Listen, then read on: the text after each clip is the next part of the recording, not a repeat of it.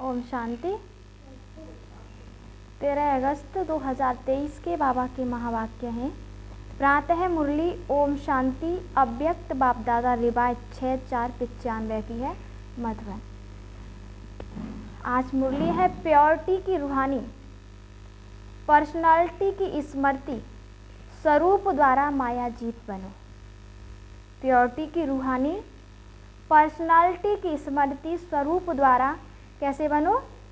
माया जीत बनो। तो आज स्नेह के सागर बाप दादा चारों ओर के सर्व स्नेही बच्चों को देख रहे हैं। हर एक स्नेही बच्चों के मूरत में रूहानी पर्सनालिटी की झलक देख रहे हैं। बाहर के रूप में तो साधारण पर्सनालिटी वाले हैं, लेकिन रूहानी पर्सनालिटी में सबसे नंबर 1 है। दुनिया में अनेक प्रकार की पर्सनालिटीज गाई जाती है।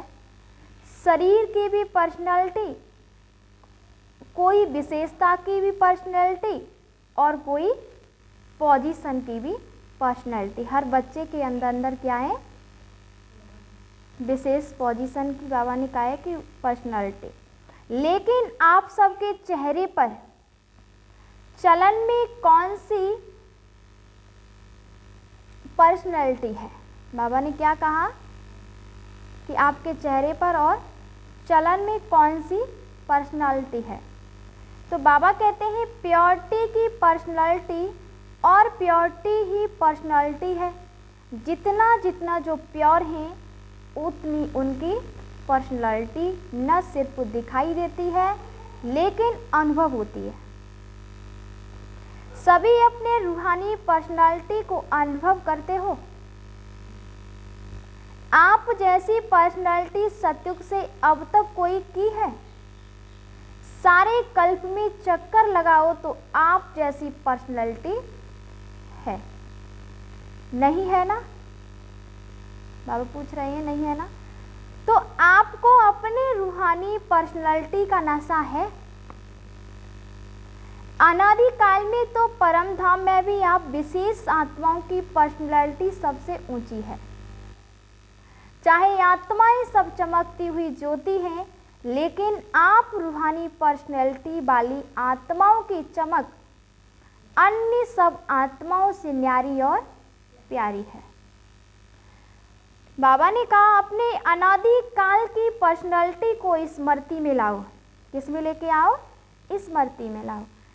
तो बाबा पूछ रहे हैं आई स्मृति में, जो हमारी रूहानी जो पर्सनालिटी है, तो बाबा पूछ रहे हैं आपकी याद में आई? देख रहे हो बाप दादा के साथ साथ कैसे रूहानी पर्सनालिटी में दिखाई दे रहे हैं। अपने आप को देख सकते हो तो चले जाओ अनादि काल में। बाबा ने कहा कि तो कहाँ चले जाओ? अनादि काल में चले जाओ। कितने टाइम में जा सकते हो? जाने में कितना टाइम लगेगा? सेकंड का काम है। एक दिन 1 घंटा चाहिए। बाबा ने क्या कहा है? 1 दिन और 1 घंटा चाहिए। तो सेकंड से भी कम जहां चाहो वहां पहुंच सकते हो। तो अनादि काल की अपनी पर्सनैलिटी देख ली। अभी अनादि काल से आदि काल में आ जाओ। और बाबा ने कहा कि आ गए या अभी चल रहे हो? पहुंच गए? तो अनादि काल से आदि काल में अपनी रूहानी पर्सनालिटी देखो कितनी श्रेष्ठ पर्सनालिटी है। और बाबा ने कहा है कि तन की भी तो, मन की भी तो, धन की भी और संबंध की भी, सब प्रकार की पर्सनालिटी कितनी श्रेष्ठ है। तो आदि काल की पर्सनालिटी देख रहे हो? कितने सुंदर लगते हो, कितने सजे हुए हो, कितने सुख शांति प्रेम आनंद स्वरूप हो। तो आदि काल में भी अपनी पर्सनालिटी को देखो। स्पष्ट दिखाई देती हो। 5000 वर्ष हो गए तो थोड़ा स्पष्ट नहीं है? पूछ रहे हैं कि स्पष्ट दिखाई देती है? फिर 5000 वर्ष हो गए इसलिए स्पष्ट दिखाई नहीं देती है? सभी को स्पष्ट है। होशियार हो सभी तो बाबा कह रहे हैं कि तो आदि काल की भी अपना देख लिया, आदि काल का भी अपना देख लिया, अभी आओ मध्य काल में। तो मध्य काल में भी आपकी पर्सनैलिटी क्या रही? आपके जड़ चित्र कितने विधि पूर्वक पूजे और गाए जाते हैं। चाहे कितने भी धर्मात्मा, महात्मा, नेताएं, पर्सनैलिटी वाले गाए जाते हैं, लेकिन आपके जड़ चित्रों की पर्सनैलिटी के आगे उनकी पर्सनैलिटी कुछ भी नहीं है। जैसे आप सबकी पूजा होती है, वैसे कोई महात्मा या नेता की, धर्म आत्मा की विधि पूर्वक पूजा होती है। कभी देखी है? आप पूछ रहे हैं कभी देखी है? आपके जड़ चित्रों जैसे श्रृंगार किसका होता है? तो मध्य काल में भी आप आत्माओं के प्योरिटी की, पर्सनैलिटी की विशेषता कितनी श्रेष्ठ है। अपना चित्र देखा? आपकी पूजा होती है कि नहीं? सिर्फ बड़े बड़ों की होती है, हमारी नहीं। डबल विदेशियों के मंदिर हैं, देखा है, उसमें आपका चित्र है। बाबा ने कहा है कि सुना है तो कहते हो कि हाँ होंगे, सुना है तो कह देते कि हाँ होंगे। इस स्मृति में है तो मध्य काल में भी आपका अति श्रेष्ठ है। और अब लास्ट जन्म में जो मर्जीवा ब्राह्मण जन्म है, उसकी पर्सनैलिटी देखो कितनी बड़ी है, गायन कितना है। कोई भी श्रेष्ठ कार्य अब तक भी आपके नामधारी ब्राह्मण ही करते हैं। चाहे ब्राह्मण अभी ब्राह्मण रहे नहीं हैं, लेकिन नाम के तो ब्राह्मण है ना, ब्राह्मण लेंगे लेकिन नाम के ब्राह्मण हैं। तो बाप कहते हैं आपके नाम से, आपकी पर्सनैलिटी के कारण वो भी श्रेष्ठ गाए जाते हैं। तो ब्राह्मण जन्म की पर्सनैलिटी कितनी श्रेष्ठ है। आदि काल, अनादि काल, मध्य काल और अंत काल, सारे कल्प में आपकी पर्सनैलिटी सदा ही महान रही है। लौकिक पर्सनैलिटी वालों का अगर नाम भी आता है तो कोई विशेष बुक में उन्हों का नाम आता है। जैसे कि हम बच्चों का जो शास्त्र है उनमें नाम आता है, और जैसे अगर कोई वैसा काम करते हैं तो बाबा ने कहा कि उनका नाम किस में आ जाता है? किताबों में आ जाता है। तो बाबा कहते हैं कि फलाने फलाने हैं, लेकिन आपका नाम किस में आता है? साधारण बुक में। तो बाबा ने कहा है कि साधारण बुक में नहीं आता है, शास्त्रों में आता है। जो भी आदि काल से शास्त्र बने उसमें किसके चरित्र हैं, किसका गायन है, किसकी कहानियां हैं, तो लौकिक पर्सनैलिटी वालों का गायन विशेष बुक में होता है, और आपका गायन किस में होता है? शास्त्रों में होता है। और शास्त्रों को कितना रिगार्ड देते हैं, शास्त्रों को कितना सम्मान दिया जाता है। तो बड़े विधि पूर्वक शास्त्रों को संभालते हैं, उसको भी बड़े पूज्य के रूप में देखते हैं। बाबा ने कहा जो सच्चे भक्त हैं वो शास्त्र को विधि पूर्वक रखते भी हैं और पढ़ते भी हैं। ऐसे रिवाजी किताबों के माफिक नहीं रखते, तो अपनी पवित्रता की पर्सनैलिटी को सदा ही इमर्ज रूप में स्मृति में रखो। जानते हैं या है तो हम ही ऐसे मर्ज नहीं, क्या रखना है? इमर्ज में रखना है। स्मृति स्वरूप में रखो। जिसके बुद्धि में ये इमर्ज रूप में स्मृति रहती है, तो स्मृति ही समृद्धि का आधार है। और जहाँ समृद्धि है वहाँ माया आ नहीं सकती। समर्थ आत्मा के पास माया का आना असंभव है। बाबा ने कहा कि मेहनत करने की आवश्यकता ही नहीं है, माया का काम है आना, लेकिन आपका काम अभी समय प्रमाण भगाना नहीं है। माया आई और भगाया नहीं, आपका काम है सदा माया जीत रहना। तो माया जीत होगा, माया को बार बार भगाने वाले हो। बच्चे कौन है? माया जीत हैं। बाबा ने कहा है कि अभी भगाना पड़ता है, थोड़ा थोड़ा वो दर्शन देने के लिए आ जाती है, नहीं है ना। डबल फोरो नर्स ने माया को सदा के लिए भगा दिया या भगाते ही रहते हैं। क्या हॉल है? माया सदा के लिए भाग गई। बाबा ने कहा कि अभी नहीं आएगी ना, कि थोड़ा थोड़ा आए, कोई हर्जा नहीं, फिर भी आधा कल्प की दोस्ती है, क्योंकि बाबा ने कहा है वो हमारी कौन है? फ्रेंड है। उसको ऐसे ही छोड़ देंगे, आवे ही नहीं। सुनाया ना कि समय समाप्त होने के पहले बहुत काल का माया जीत बनने का अभ्यास चाहिए।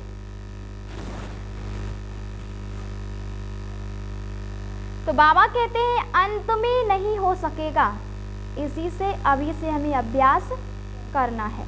अगर अंत में माया जीत बनने का पुरुषार्थ भी करेंगे तो क्या हॉल होगा? बाप दादा तोते की कहानी सुनाते हैं ना कि तोते को कहा कि नलके पर नहीं बैठना, पर नलके पर बैठकर ही बोल रहा था।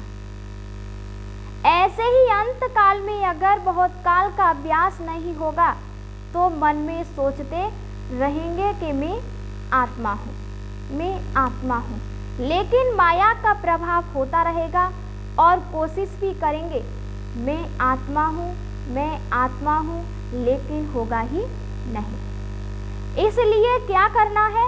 अभी से माया जीत बनने का अभ्यास करो, और उसका सहज साधन है कि अपने रूहानी पर्सनैलिटी को स्मृति स्वरूप में रखो। पर्सनैलिटी वाले की निशानी क्या होती है? जो ऊंची पर्सनैलिटी वाले होते हैं उसकी कहाँ भी किसी में भी आंख नहीं जाएगी। ये ऐसा है, ये ऐसा है, ये ऐसा करता, ये ऐसे करती, मैं क्यों नहीं करूं, मैं क्यों नहीं कर सकती, कर सकता। दूसरे के प्राप्ति पे आंख नहीं जाएगी। क्यों? क्योंकि रूहानी पर्सनैलिटी वाला सर्व प्राप्तियों से कैसा है? संपन्न है। तो बाबा ने कहा है स्वभाव में भी संपन्न और संस्कारों में भी संपन्न और संबंध संपर्क में भी संपन्न भरपूर। बाबा ने कहा है वो कभी अपने प्राप्तियों के भंडार में कोई अप्राप्ति अनुभव नहीं करेगा। क्यों? क्योंकि रूहानी पर्सनैलिटी के कारण वो सदा ही मन से भरपूर होने के कारण संतुष्ट रहता है। आंख दूसरे की प्राप्ति में तब जाती है जब अपने में अप्राप्ति अनुभव करते हो। तो कोई अप्राप्ति है क्या? गीत क्या गाते हो? अप्राप्त नहीं कोई वस्तु ब्राह्मणों के खजाने में, ये गीत मुख से नहीं मन से गाते हो ना। जो गाते हैं वो हाथ उठाओ। अच्छा, डबल विदेशी भी गीत गाते हो कि अच्छा बाप दादा आज चारों ओर के बच्चों की प्योरिटी की पर्सनैलिटी चेक कर रहे थे, क्योंकि प्योरिटी की परिभाषा को भी अच्छी तरह से जानते हो। बाबा कहते हैं प्योरिटी सिर्फ ब्रह्मचर्य व्रत नहीं, ब्रह्मचर्य व्रत में तो आजकल के सकल मस्तांश अनुसार कई अज्ञानी भी रहते हैं। ज्ञान से नहीं लेकिन हालातों को देखकर कई भक्त भी रहते हैं, वो कोई बड़ी बात नहीं। लेकिन प्योरिटी को सारे दिन में चेक करो कि पवित्रता की निशानी है स्वच्छता और सत्यता। अगर सारे दिन में चाहे उठने में, चाहे बैठने में, चाहे बोलने में, चाहे सेवा करने में, चाहे स्थूल सेवा की व सूक्ष्म सेवा की, लेकिन अगर विधि पूर्वक नहीं है, अगर विधि पूर्वक नहीं की, तो विधि में भी अगर जरा सा अंतर रह गया तो वो भी स्वच्छता अर्थात पवित्रता नहीं है। बाप कहते हैं व्यर्थ संकल्प भी अपवित्रता है। क्यों? आप सोचेंगे कि हमने पाप तो किया ही नहीं, किसी को दुख तो दिया ही नहीं, लेकिन अगर व्यर्थ चला, समय गया, संकल्प गया, संतुष्टता गई, तो आपके पवित्रता की फाइनल स्टेज के डिग्री में फर्क पड़ जाएगा। बाबा ने कहा 16 कला नहीं बच सकेंगे, 15 कला, 14 कला, 15.5 कला नंबरवार हो जाएगा। तो अपवित्रता सिर्फ किसी को दुख देगा। बाबा ने कहा है कि अपवित्रता सिर्फ किसी को दुख देना या पाप कर्म करना नहीं है, लेकिन स्वयं में सत्यता, स्वच्छता, विधि पूर्वक अगर अनुभव करते हो तो पवित्र हो। निकल गया, बोलना नहीं था लेकिन बोल दिया, तो इसको क्या कहेंगे? मालिक हैं। इसीलिए अमृत वेले से लेकर रात तक अपने संकल्प, बोल, कर्म और सेवा सबको क्या करना है? चेक करना है। मोटे रूप से नहीं चेक करो।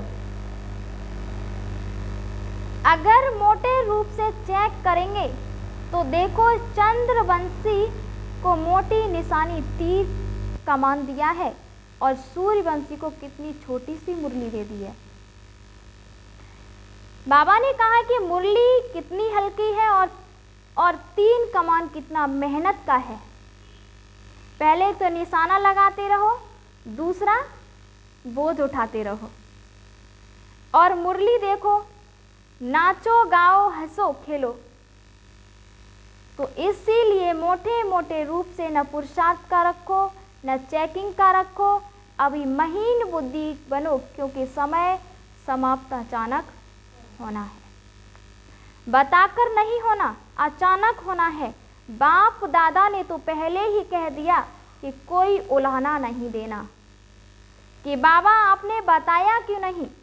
बाप कभी भी टाइम कॉन्शियस नहीं बनाएगा, क्योंकि अभी पूरा डायमंड बनना है ना। ये वायदा किया है ना कि डायमंड जुबली बनानी है। तो बाबा कहते हैं यार डायमंड बनना है, क्या करना है?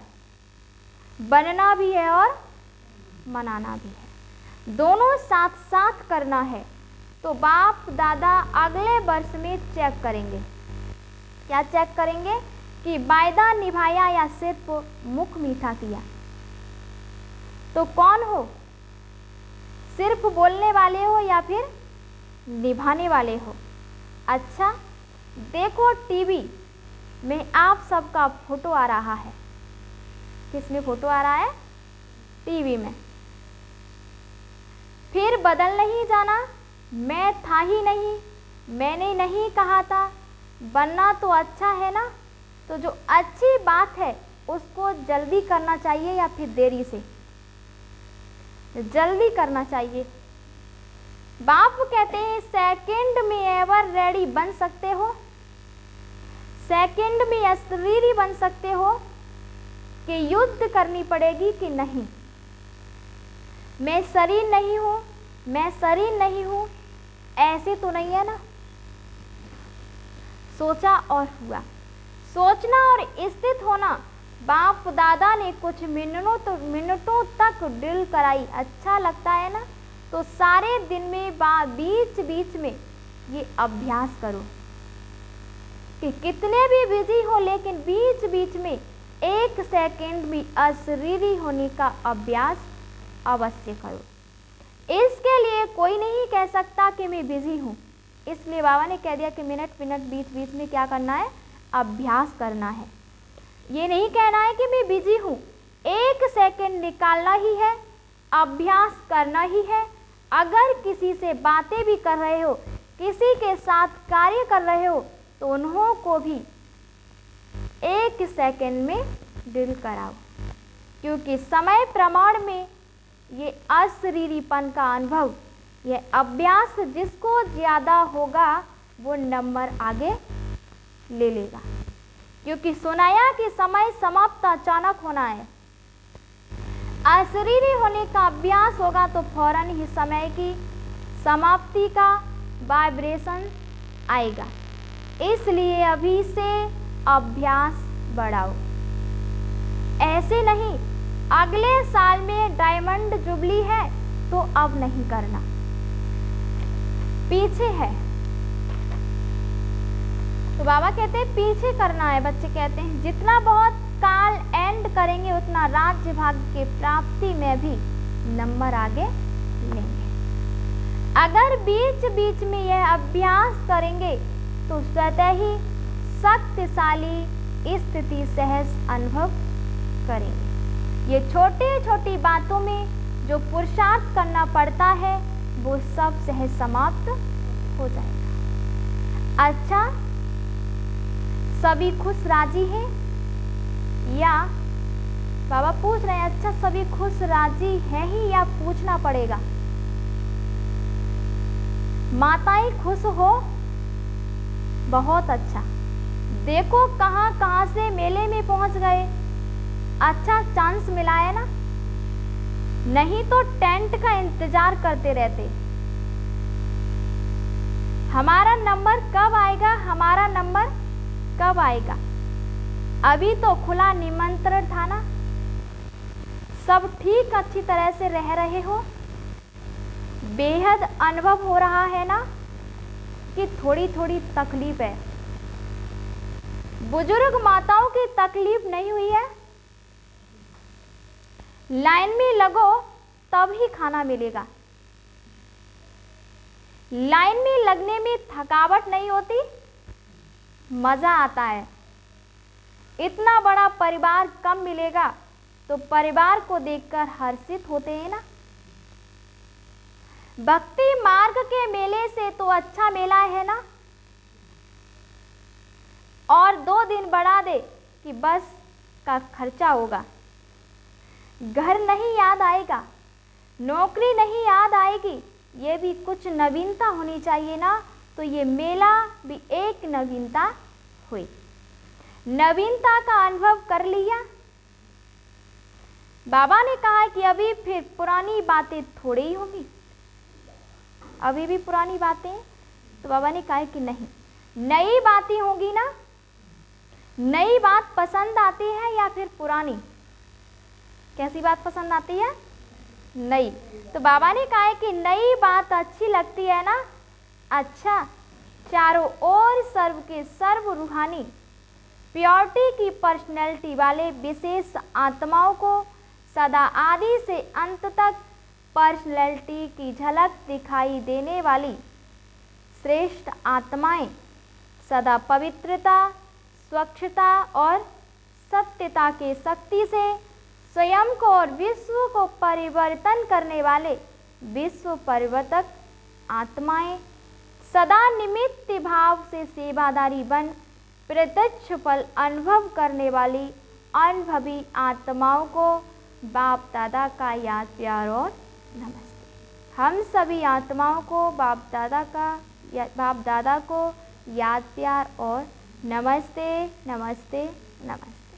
शुक्रिया बाबा, शुक्रिया। दादियों से है मुलाकात बाबा की। अच्छा रहा मेला, कोई तकलीफ तो नहीं हुई ना। सबके शुभ संकल्प और उमंग उत्साह के संकल्प से सफलता है ही।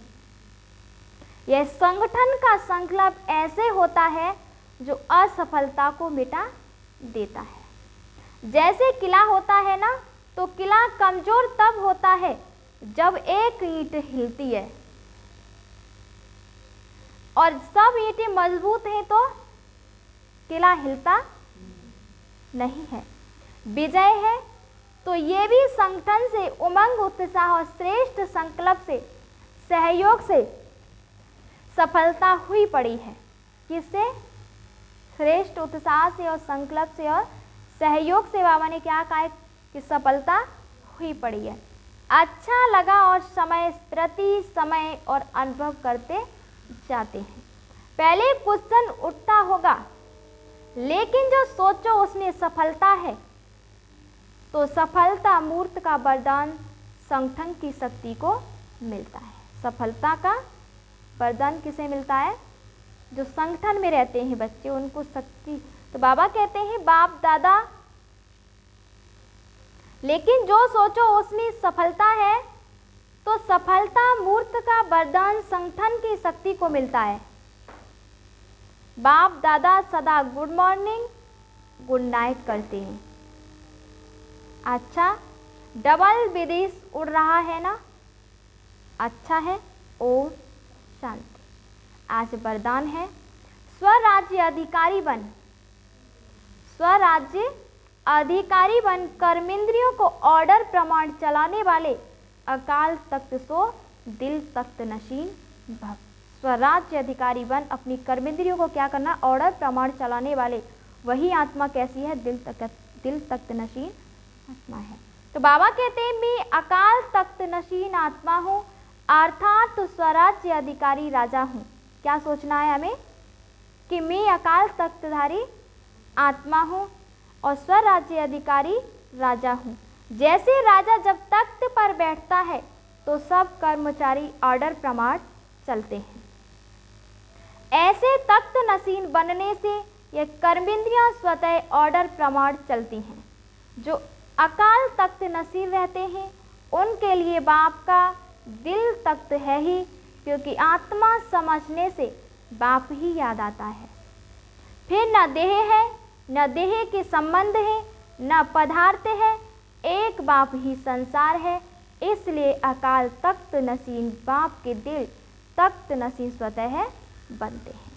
आज का स्लोगन है निर्णय करने, परखने और ग्रहण करने की शक्ति को धारण करना ही होली हंस बनना है। निर्णय करने और परखने को ग्रहण करने की शक्ति को धारण करना ही होली हंस बनना है। अच्छा, ओम शांति।